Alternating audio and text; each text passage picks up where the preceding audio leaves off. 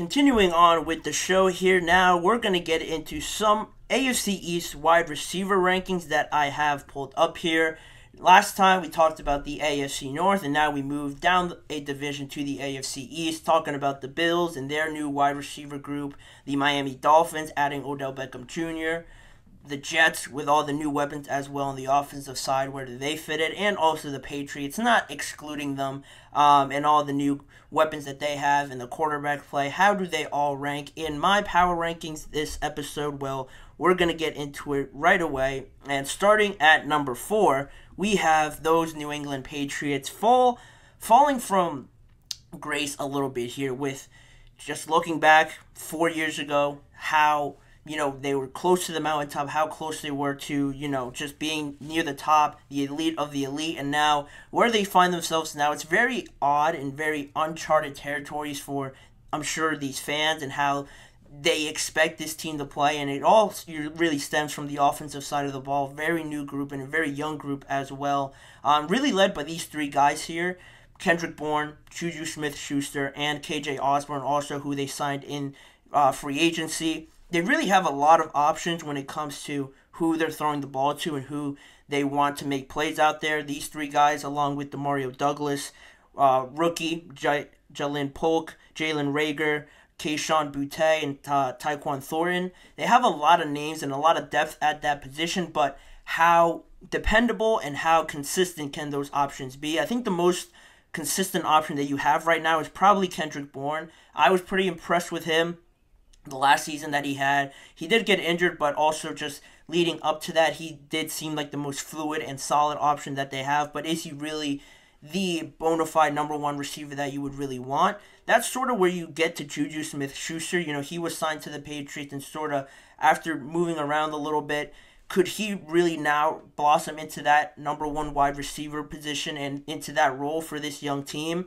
Again, another question mark if Juju could really do that. There are some question marks even still if he will continue on the team as well recently coming up. So that's something to monitor. And also KJ Osborne, another one of those options. Solid with the Minnesota Vikings, but again, can you trust him to do it on his own? Did he really benefit a lot from Justin Jefferson and benefiting from the lack of attention on him and really blossoming into that role? Can he now come and carry that over into the New England Patriots?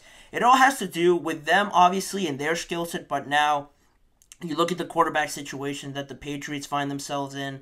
Maybe not yet into the Drake May era, but you would expect it to be at least somewhat better than it was last year with Bailey Zappi, Mac Jones, and that whole situation was just not pretty or efficient by any means. So it's hard to think that that could get worse. So you do have some hope for this group to really, finally produce into something that you can really be proud of and be dependent on going forward, because the running game, it seems like to be the most reliable option that they have at this point. It seems pretty efficient, but you have to get some dynamic play out of these guys. There is some potential there, a lot of young guys, but at the same time, do you have to monitor the expectations with that group and maybe, just maybe, look towards the future and maybe still look out for that number one really talented wide receiver that you will eventually get on your team for Drake May. But that is the fourth team on my list, the New England Patriots, which means at number 3 I have the Buffalo Bills. Maybe a bit of a surprise here because the Bills just lost their best receiver in recent years in Stefon Diggs, obviously trading him to the Houston Texans, and now they're left with a pretty young team, young receiver group of their own, really led by Dawson Knox, who you see there on your left. One of the oldest guys on this team and one of the guys to really catch a pass from Josh Allen in a regular season game, along with Khalil Shakir, who is still on the team. And then you get into the other guys, the younger guys, who I have, pictured in there as the main targets, who I expect to really elevate themselves in Stefon Diggs' absence. The middle guy there, Keon Coleman, the rookie receiver out of Florida State. I expect him to really blossom into that wide receiver role. He has all the tools to do it. It's going to take some transition, obviously, but I really like him and what he could bring to this team. And also Dalton Kincaid had a very impressive year last year as a rookie. Really developed a great connection with Josh Allen and how offensive coordinator Joe Brady really runs things over there, now sort of basing it off of the run. I think this could be very beneficial for the Bills if they continue to just go down this avenue of running the ball a bit more with Josh Allen or with James Cook. You get into more 12 personnel, and you might not have the eye-popping names like a Stefon Diggs or these other weapons that these other teams have around the league. But if you just strategize it well and game plan it for it accordingly, I think they could have a lot of success. They had a lot of success last year. Obviously, you had Stefon Diggs, but he really wasn't Stefon Diggs towards the end of the year. He didn't record a 100-yard game, I think, after week 6 or week 8. After that, it was really mostly a tight end show, a running game show, and I think now they have more willing guys to do that and more willing guys to play for the team. That's really the message that Joe Brady is emphasizing now, that this offense sort of identifies themselves as. All the guys are going to get a piece of the pie, and if they share it accordingly and this works efficiently and they execute on these plays, I think along with these 3 guys, you have Marquez Valdes-Scantling, who's solid, Curtis Samuel as well, KJ Hamler, Matt Collins. Not, again, the most eye-popping names, but they certainly can contribute something if you scheme for it very well and control the game with the running game more so than not. Keon Coleman is probably the guy that has the most potential to do that, and if you can really get him to develop quickly, then that's even better for you. But to monitor the expectations here a little bit, I think is warranted, and to have him at 3rd and not 4th, where most people would probably have him, I think is something to keep an eye on, and how this team could be sneaky good with Josh Allen, obviously, at quarterback. Always gives you a good chance to still be one of the top offenses, at least in your division. But at number 2, moving on, would be the New York Jets. Very exciting offseason for them this year.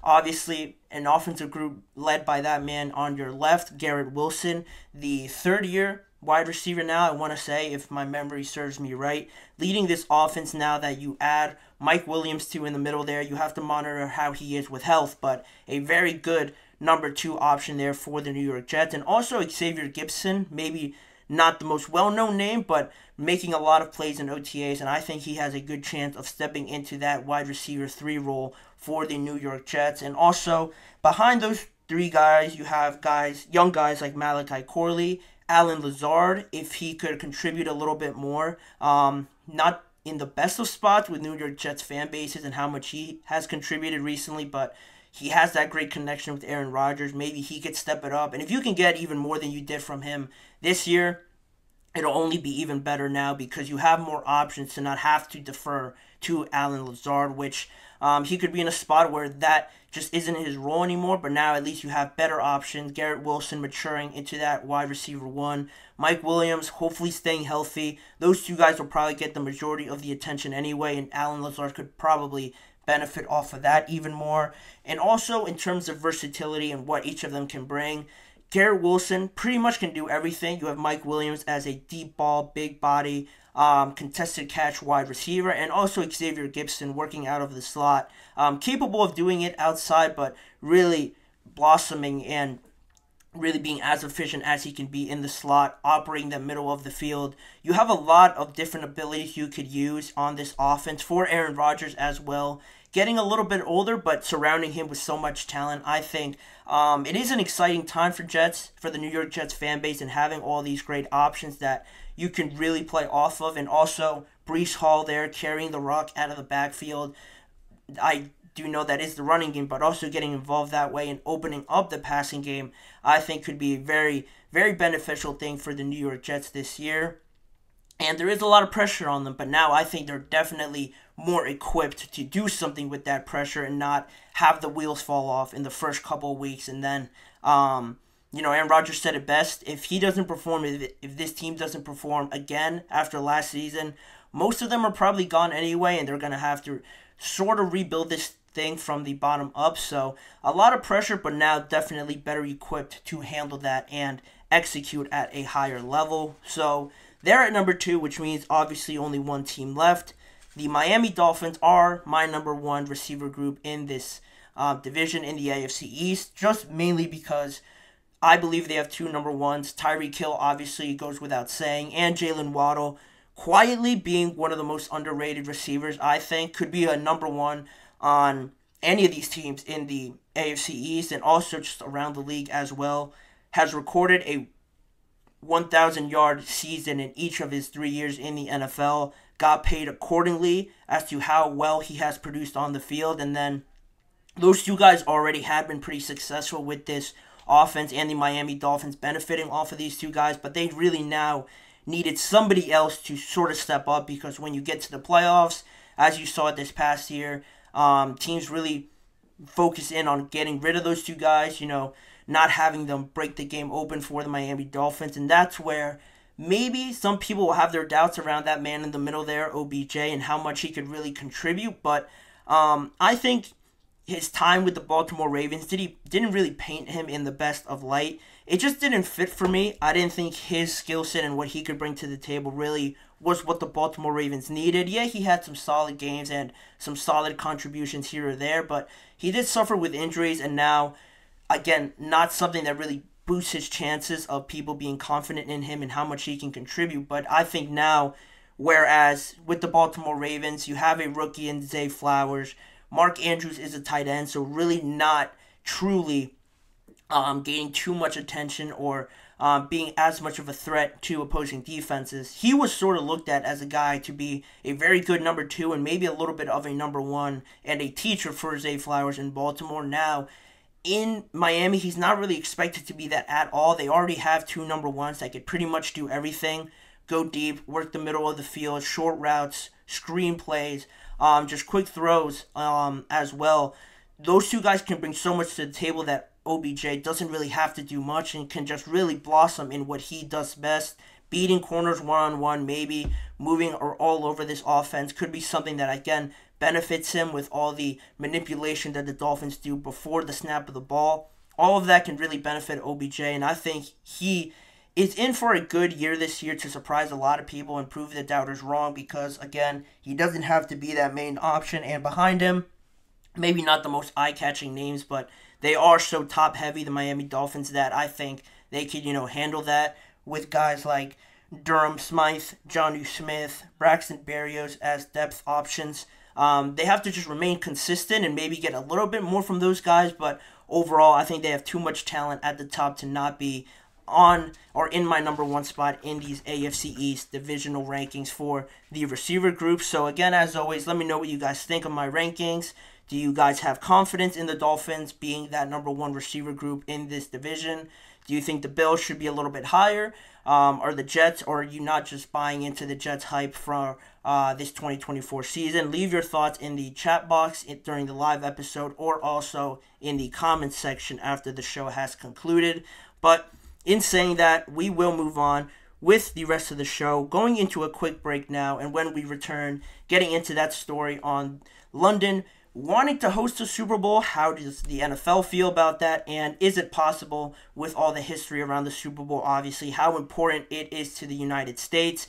Is it possible sometime in the near future? I'll get into those details when we return, so we'll be right back after this break.